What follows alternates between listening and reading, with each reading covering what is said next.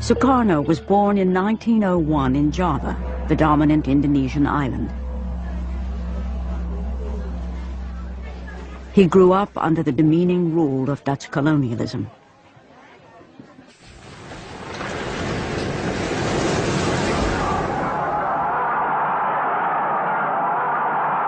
Soekarno was an ardent nationalist who led Indonesia's independence movement.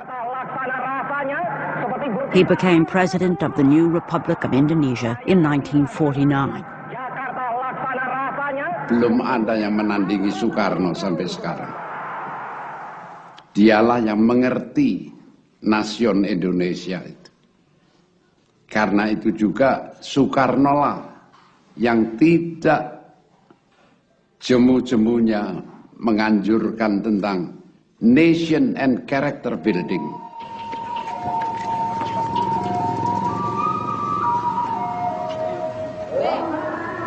President Sukarno's ambition was to unite a new nation from a clash of cultures, languages, and the world's main religions.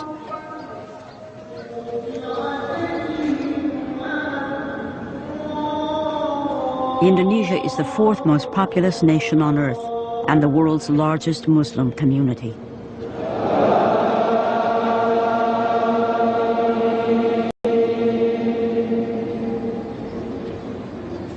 Kepribadian banteng. Maka karena itu, ayo maju terus, jebol terus, tanam terus. Sukarno thought he could preserve his own one-man rule by balancing the competing ideologies inside his country.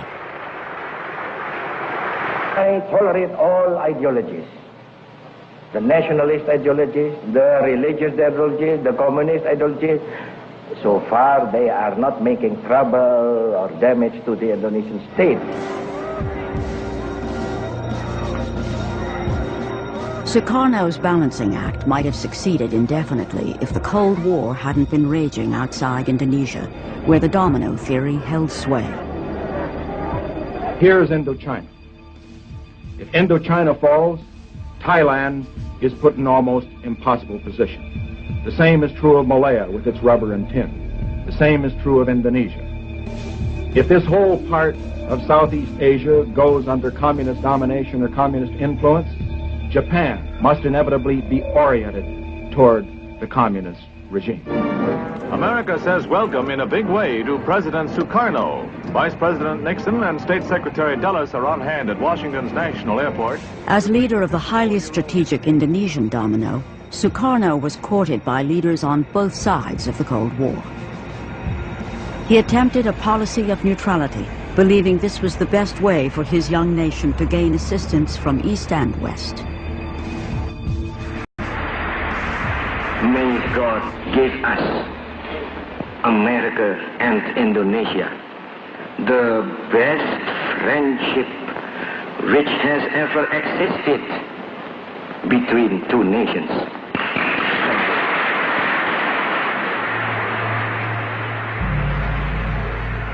Only 3 months after his address to Congress, he visits China and the Soviet Union. This was interpreted by Washington as going over to the communist enemy.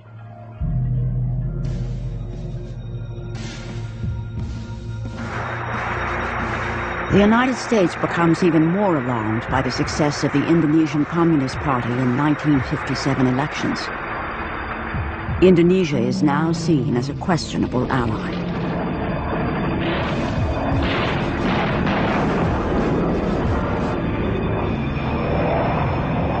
In the largest covert operation since World War II, President Eisenhower backs rebellions against Javanese rule in the outer islands. Let's face it, the United States made a horrible blunder in 1957-58 in supporting an independence movement within Indonesia. It was a disaster. We should never have been in it in the first place, and if we were, we shouldn't have been in it the way we were. American involvement was revealed when a U.S. pilot was shot down. The U.S. quickly withdrew support, and the rebellions collapsed. Western intervention had backfired. Having stood up to a superpower, President Sukarno's grip on his country tightens, and he becomes emboldened on the international stage. Soekarno uses the United Nations to protest about Western intervention in his region. I hate imperialism. I detest colonialism. And I fear the consequences of their last bitter struggle for life. We are determined that our nations and the world as a whole shall not be the plaything of one small corner of the world.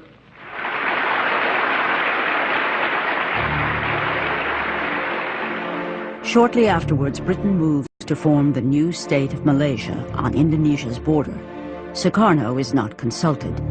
Incensed, he launches a military campaign against British forces to crush Malaysia.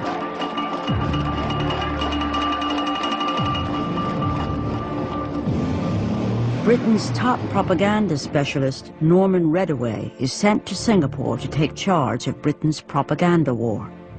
What I remember Norman telling me, his mission was very simple. Do anything you can, he was told, to get rid of Soekarno. And he was given a budget. It was a matter of hundreds of thousands of pounds. Soekarno had a well-deserved reputation as a womanizer.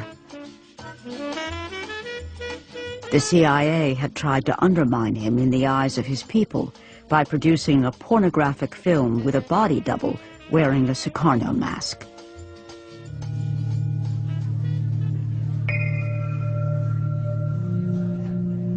At least 6 assassination attempts were made on his life. Soekarno blamed the CIA for most of these.